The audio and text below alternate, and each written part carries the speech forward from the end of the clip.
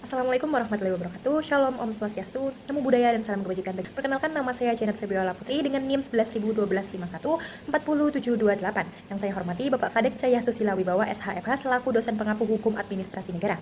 Pada kali ini, izinkan saya untuk memaparkan hasil analisis saya terhadap suatu artikel, yaitu pelampauan batas kewenangan penjabat administrasi pemerintahan. Pertama, saya akan menjelaskan mengenai latar belakang yang dimana suatu negara hukum menempatkan kekuasaan pemerintah sebagai kekuasaan yang terikat pada hukum, sehingga bukanlah suatu kekuasaan tanpa batas. Sehingga disinilah pentingnya suatu wewenang atau authority yang merupakan konsep inti dalam hukum tata negara maupun hukum administrasi negara dalam menggerakkan atau membuat suatu aturan di negara Indonesia itu sendiri. Yang dimana tanpa batas wewenang yang jelas untuk penjabat administrasi ini, maka badan atau penjabat administrasi tersebut akan berisiko menjalankan kekuasaannya sekehendak sendiri tanpa kendali hukum yang jelas. Dan selanjutnya adalah konsep dasar kewenangan dalam hukum administrasi negara itu sendiri, yang dimana jika dilihat dalam pasal 1 Undang-Undang Nomor 30 Tahun 2014, terdapat 3 hal penting dalam konsep dasar wewenang ini, yaitu yang pertama adalah wewenang merupakan konsep sentral dalam hukum tata negara dan hukum administrasi negara untuk membuat suatu aturan oleh penjabat atau pemerintah itu sendiri yang akan dilakukan dengan hukum administrasi negara dalam menjalankannya untuk diberikan kepada masyarakat. Kemudian yang kedua adalah berlakunya asas legalitas, yang dimana artinya setiap wewenang pemerintahan harus bersumber dan dapat ditunjuk dasar peraturan perundang-undangannya, sehingga hal ini akan sesuai dengan prinsip supremasi hukum. Kemudian yang ketiga adalah penggunaan wewenang itu mengikuti standar yang ada, baik standar umum yang berlaku untuk semua jenis wewenang maupun standar khusus untuk jenis wewenang. Hal ini juga berkaitan mengenai sumber dan sifat wewenang atas berlakunya hukum administrasi negara itu. Mengapa? Karena secara teori, wewenang itu diperoleh melalui 3 cara, yaitu yang pertama adalah atribusi, yang dimana wewenang asli itu lahir langsung dari undang-undang dasar ataupun undang-undang itu sendiri, di mana tanggung jawabnya melekat pada penerima atribusi dan tidak dapat dilimpahkan, kecuali diatur lain oleh undang-undang. Dan yang kedua adalah delegasi, yaitu pelimpahan wewenang dari suatu organ pemerintahan ke organ lain, di mana tanggung jawabnya beralih ke penerima delegasi dan dapat ditarik kembali berdasarkan asas contrarius actus. Lalu yang ketiga adalah mandat, yaitu pelimpahan dalam hubungan rutin atasan dan bawahan, di mana tanggung jawabnya tetap berada pada pemberi mandat, bukan pada penerima mandat itu sendiri.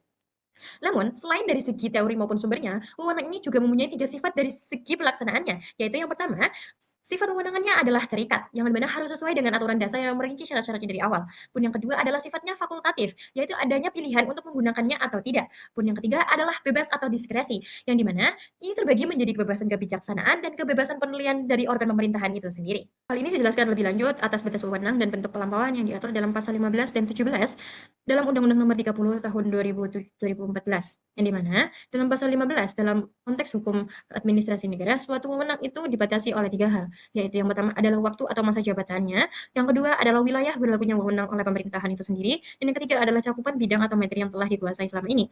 Lalu di dalam pasal 17 dijelaskan bahwa suatu larangan penyalahgunaan wewenang itu melalui 3 bentuk, yaitu telah melampaui wewenang, mencampurkan wewenang, dan juga bertindak sewenang-wenangnya. Jika dilihat dalam analisis yang telah saya lakukan, bahwa ditemukannya praktik di tingkat pemerintahan desa yang menunjukkan bahwa suatu pejabat itu tidak menguasai batas kewenangannya secara baik, sehingga keputusan atau tindakan yang diambil oleh pemerintahan desa tersebut telah melampaui wewenang yang sah dan memicu konflik di tengah masyarakat, sehingga di sini dapat dilihat bahwa konflik yang akan dilampaui atas kewenangan atau melewati batasnya oleh pemerintah itu sendiri akan berdampak sangat jelas dari pemerintah kepada masyarakatnya. Apabila dikaitkan dengan AUPP atau asas umum pemerintahan yang baik yang diatur dalam pasal 10 Undang-Undang Nomor 13 Tahun 2014 disebutkan dalam 8 hal, yaitu yang pertama adalah kepastian hukum, kemanfaatan, ketidakberpihakan, kecermatan, dan tidak menyalahgunakan wewenang, keterbukaan, kepentingan umum, dan serta pelayanan yang baik.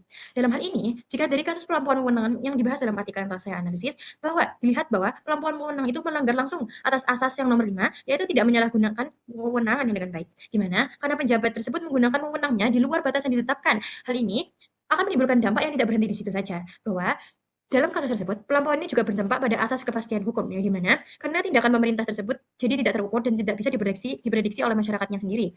Dan juga hal ini juga berdampak pada asas ketidakberpihakan karena tindakan yang melampaui wewenang tersebut berpotensi merugikan pihak-pihak tertentu secara tidak adil dan tidak merata. Hal ini juga sangat relevan dengan asas spesialitas dalam hukum administrasi negara itu sendiri, yang dimana wewenang hanya boleh digunakan untuk tujuan yang sudah ditetapkan. Maka, dalam wewenang itu sendiri disengaja digunakan untuk tujuan lain. Hal ini disebut dengan determinant de beauvoir atau penyalahgunaan tujuan wewenang. Lalu apa konsekuensi hukum dari pelampauan wewenang ini? Dari adanya cacat wewenang sebagai dasar pembatalan itu sendiri, yang dimana dalam pasal 64 menyebutkan bahwa suatu keputusan pemerintah dapat dicabut apabila terdapat cacat wewenang, cacat prosedur, dan atau cacat substansi. Sehingga di dalamnya saya akan menyimpulkan 2 hal yang paling relevan dengan kasus yang telah saya analisis, yaitu yang pertama adalah cacatnya wewenang. Sehingga apa yang terjadi ketika tindakan pemerintah tidak berlandaskan pada norma wewenang yang sah, yang dimana artinya yang terjadi adalah bukan diperolehnya secara atribusi, delegasi atau maupun mandat yang benar, namun dalam istilah hukum yang disebutkan sebagai on behalf, yaitu tidak adanya suatu hal yang oleh pemerintah diperoleh secara sah atau atau sesuai dengan keadilan yang ada. Lalu adalah catat substansi itu sendiri, yaitu terjadi ketika terdapat unsur tindakan yang sewenang-wenangnya yang di mana terdapat penyalahgunaan yang sudah disebutkan yaitu determinant de before, yaitu adanya penyalahgunaan tujuan wewenang oleh penjabat itu sendiri. Namun, dalam artikel yang telah saya analisis memperlihatkan dengan jelas bahwa ketidaktahuan penjabat desa atas wewenangnya berakibat pada konflik antar warga, yang dimana yang lebih penting adalah menurunnya kepercayaan masyarakat terhadap pemerintah itu sendiri. Hal ini membuktikan bahwa suatu cacat wewenang bukan sekedar persoalan administrasi saja, namun tapi mempunyai dampak sosial nyata bagi masyarakat itu sendiri yang sangat berdampak di lapangan dari penjabat atau pemerintah itu sendiri dalam masyarakat. Sehingga dapat saya simpulkan bahwa yang pertama adalah suatu wewenang penjabat administrasi akan selalu dibatasi oleh waktu, wilayah, dan materi, dan mereka harus bersumber dari suatu atribusi, delegasi, atau mandat yang sah, sehingga di sini dapat dilihat bahwa suatu hal itu harus sesuai dengan aturan yang berlaku dan tidak keluar dari tujuan atas kewenangan yang lain maupun tujuan dari aturan atau undang-undang yang lain.